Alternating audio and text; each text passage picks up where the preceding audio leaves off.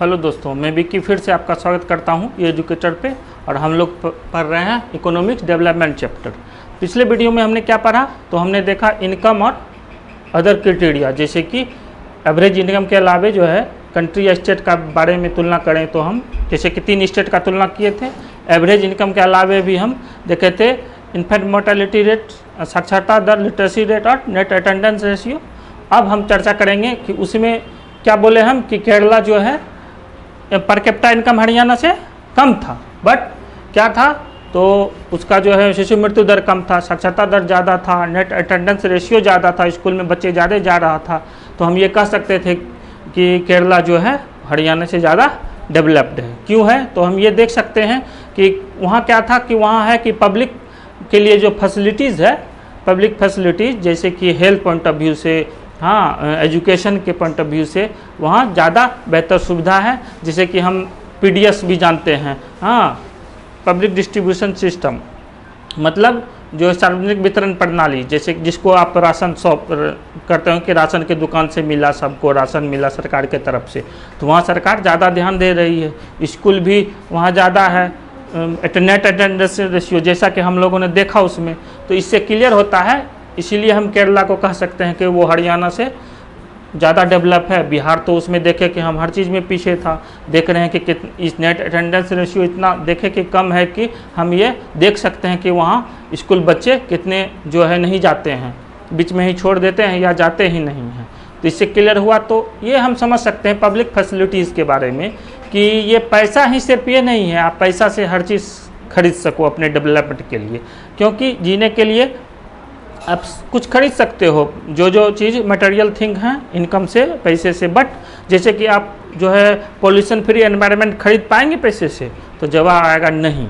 जैसा कि अभी पेंडेमिक, कोरोना पेंडेमिक चल रहा है, तो क्या हम सिर्फ पैसे के दम पे जो है उससे सेफ हो सकते हैं, तो हम कहेंगे नहीं। उसके लिए क्या होगा, तो सारे लोगों को जो भी प्रिवेंटिव मेजर हैं, उपाय जो हैं, सुरक्षा के उपाय जो हैं वो करने पड़ेंगे, तब हम जाके उससे बच सकते हैं। तो हम ये कह सकते हैं कि पैसे से सिर्फ जो है हम ये नहीं कर सकते हैं। अब सपोज कि किसी गांव में एक लड़का स्कूल जाना चाह रहा है, तो वो स्कूल जाएगा तो किस आधार पर जाएगा, वहाँ स्कूल है तो स्कूल जाएगा, यदि स्कूल नहीं है वहाँ तो वो नहीं जाएगा, या उसके माँ बाप बाहर भेजने के कैपेसिटी में नहीं है।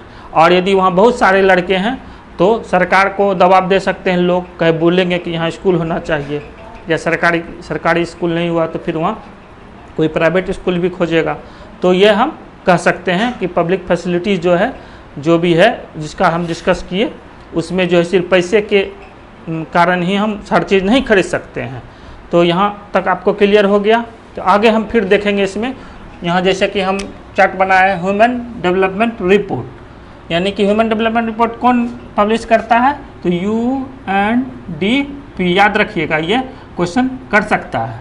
जैसे कि हम बताए थे क्या, वर्ल्ड डेवलपमेंट भी जो पर कैपिटा इनकम के अनुसार बता रहा था कि कौन डेवलप्ड कंट्री है, कौन ये लो मिडिल में है इंडिया जैसे था, और कौन लो इनकम में है।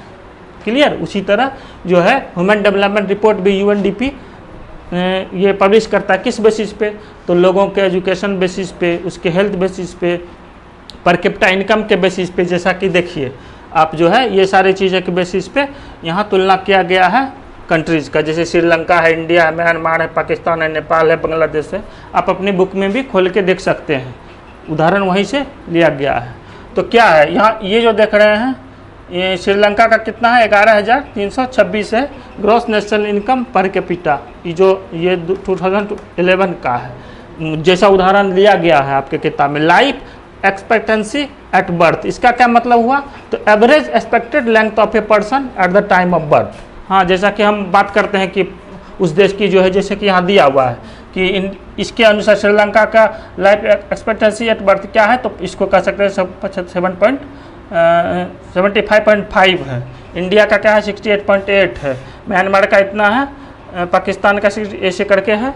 और जाके यहाँ देखिए क्या है, years of schooling of people age जो है 25 के अबव जो है उसका जो वो ले रहा है एडमिशन। तो हम क्या देख रहे हैं कि श्रीलंका, यहाँ से क्या पता चला, श्रीलंका का जो है बहुत आश्चर्य वाली बात है कि इंडिया इतना बड़ा कंट्री है लेकिन श्रीलंका इससे छोटा है, फिर भी देखिए उसका इनकम में भी ज़्यादा है, उसका जो लाइफ जो कह सकते हैं लाइफ एक्सेप्टेंसी भी जो है उसका ज़्यादा है। हाँ, ये भी इससे ज़्यादा है। और HDI रैंक जो दे रही है ह्यूमन डेवलपमेंट रिपोर्ट में इंडेक्स में रैंक जो दे रहा है श्रीलंका को वो 76 है, इंडिया का 130 है। तो देख रहे हैं कि इंडिया उससे कितने पीछे है। फिर आप देखिए यहाँ हम जैसे कि नेपाल का देखिए, नेपाल का देखिए कि इससे जो है नेपाल का 2471 है पर कैपिटा इनकम, जो ग्रॉस नेशनल इनकम जो हम देख रहे हैं इस टेबल के हिसाब से, जो कि इंडिया से आधे से भी कम है। लेकिन देखिए ये इसमें इस कॉलम में और इसमें जो है ज़्यादा अंतर नहीं है इंडिया से। तो आपने देखा कि इतना छोटा कंट्री है फिर भी वो इंडिया के बहुत ज़्यादा पीछे नहीं है। और श्रीलंका जो है इससे छोटे कंट्री होते हुए भी हर चीज़ में इससे आगे है। तो हम इसे समझ सकते हैं कि ये सारे चीज़ें जो है आपका डेवलपमेंट तैयार देखने के लिए सारी चीज़ों को हम लेते हैं। क्लियर है? तो अब इसमें एक चीज़ और हम देख रहे हैं कि जैसे कि आप हेल्थ पॉइंट ऑफ व्यू से बनाया, तो हेल्थ जांचने के लिए कि आदमी स्वस्थ है क्या नहीं है, एक हम जांचते हैं क्या, तो बॉडी मास इंडेक्स आपके बुक में दिया भी होगा, BMI। तो इससे क्या पता चलता है? इससे पता चलता है कि आदमी स्वस्थ है कि नहीं है। तो कैसे है, इसका एक फार्मूला है निकालने का। तो बॉडी मास इंडेक्स निकालेंगे कैसे, तो किसी पर्सन का जो है वेट ले लेंगे, वेट इन केजी लेंगे और हाइट लेंगे इन, यहाँ मीटर में लेंगे, याद रखिएगा मीटर लेंगे। अब फार्मूला हो जाएगा BMI का वेट डिवाइडेड बाय हाइट का स्क्वायर कर देंगे, मीटर स्क्वायर हो जाएगा। हाइट जितना भी रहेगा उसका स्क्वायर ऑफ हाइट। यहाँ ये ध्यान रखिएगा मीटर में लेना है। यदि सेंटीमीटर में है कि सपोज कि 77 है किसी का वेट, केजी में लिए वेट, और जाके हाइट क्या है तो 165 cm है। इसको हम चेंज कर देंगे पहले मीटर में, तो क्या हो जाएगा 165 में 100 कर देंगे डिवाइड, तो 1.65। और इसका जब हम BMI निकालेंगे तो क्या करेंगे 77 बाय 1.65 इंटू 1.65 जितना निकालेंगे। तो ये करते हैं, आप देखिएगा करके, तो ये आ जाता है 2.7225। और इसको जब हम डिवाइड करेंगे 28.28 और कुछ आता है।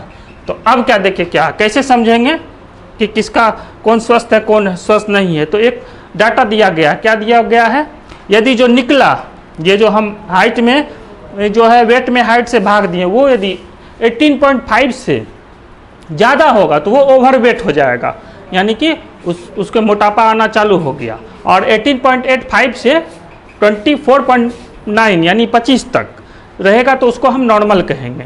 तो और 18.5 से यदि कम होता है तो इसका क्या मतलब होगा, वो कुपोषित है। हाँ, अंडरवेट है, कुपोषित है। क्लियर हो गया? क्या हो जाएगा, यदि 18 इसको यूँ समझ लीजिए 18.5 से यदि नीचे आता है, ये तो ज़्यादा है, तो इसका मतलब हो जाएगा क्या कि ये जो है ओवरवेट है। और यदि 18.5 से किसी का कम आया, 15 आया, 16 आया, तो इसका क्या मतलब होगा, वो कुपोषित है। हाँ, उसका वह स्वस्थ नहीं है। और 18.5 से 25 तक यानी कि 24.9 कह सकते हैं हम, तब तक आया तो हम नॉर्मल कहेंगे।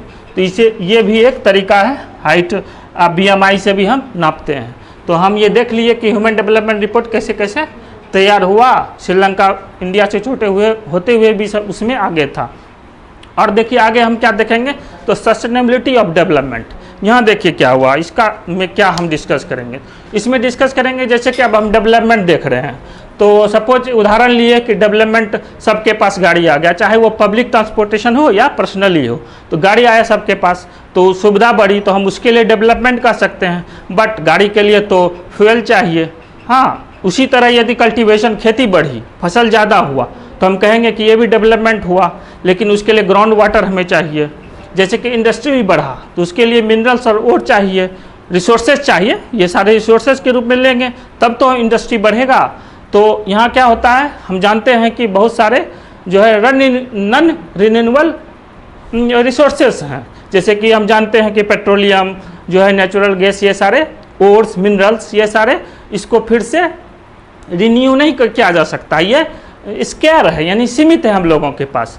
तो हम एक दिन ऐसा भी आ सकता है कि यदि हम इस तरह से यूज करते रह गए लापरवाही से, तो होगा कि हमारे पास संसाधन बचेगा ही नहीं। तो इसमें हम यही डिस्कस करेंगे कि कंजर्वेशन ऑफ जो है, जो हमारे रिसोर्सेस हैं कैसे होगा, हाँ, एनवायरनमेंट का कंजर्वेशन हम कैसे करेंगे, ये सारे चीज़ ही जो है इस सस्टेनेबिलिटी ऑफ डेवलपमेंट में हम डिस्कस करेंगे। इससे आपको क्लियर होते जाएगा कि डेवलपमेंट तो है, लेकिन उसके साथ साथ हम रिसोर्सेस का भी यूज होना है। तो हम क्या करेंगे, हम जो है रीयूज करेंगे, ज़्यादा से ज़्यादा यूज करेंगे। हाँ, अब देखे होंगे रिसाइकिल किया जाता है प्लास्टिक का, ये का कि फिर से उसको यूज किया जाए, या रिड्यूस भी करेंगे हम, रिड्यूस भी काम आएगा क्या। तो जैसे कि अब हमको गाड़ी से ही कहीं जाना है, तो हम 1 किलोमीटर भी जाने का हुआ तो हम पैदल भी जा सकते हैं, तो हम फ्यूल बचाए।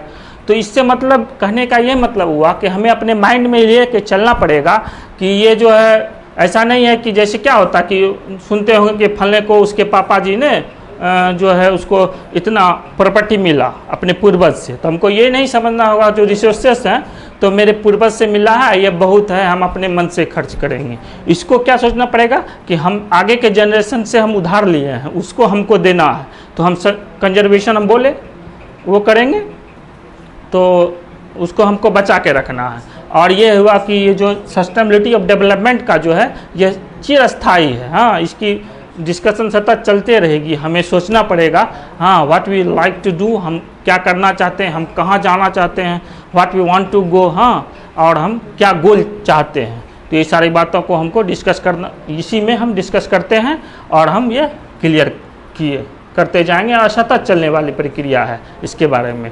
तो इस तरह से आपका ये चैप्टर ख़त्म हो गया। हम लोगों ने पढ़ा इसके पहले वीडियो में इनकम एंड अदर क्राइटेरिया पढ़ा, इसमें क्या पढ़ा, पब्लिक फैसिलिटीज़ कैसे जो है केरला जो है वहाँ ज़्यादा अच्छा व्यवस्था है, वहाँ एजुकेशन का, वहाँ जो है हेल्थ का, तो वो हरियाणा से पर कैपिटा इनकम में कम होते हुए भी ज़्यादा डेवलप है। और उसके बाद हम लोगों ने जो है कंट्री का देखा उदाहरण कि कैसे ये जो है हम देखते हैं एवरेज इनकम के अलावा भी, फिर हम लोग बॉडी मास इंडेक्स भी देखा, और अब हम सस्टेनेबिलिटी ऑफ डेवलपमेंट के बारे में भी चर्चा की है। तो हम ये कह सकते हैं कि आपका चैप्टर अब छोटे छोटे वीडियो में जो बनाए हैं ख़त्म हो गया है। अब रिवीजन के लिए एक दिन में ही टोटल मैं फिर से बोल दूंगा, आपको फिर से रिवीजन हो जाएगा, उसके बाद फिर हम आगे देखेंगे। Thank you very much.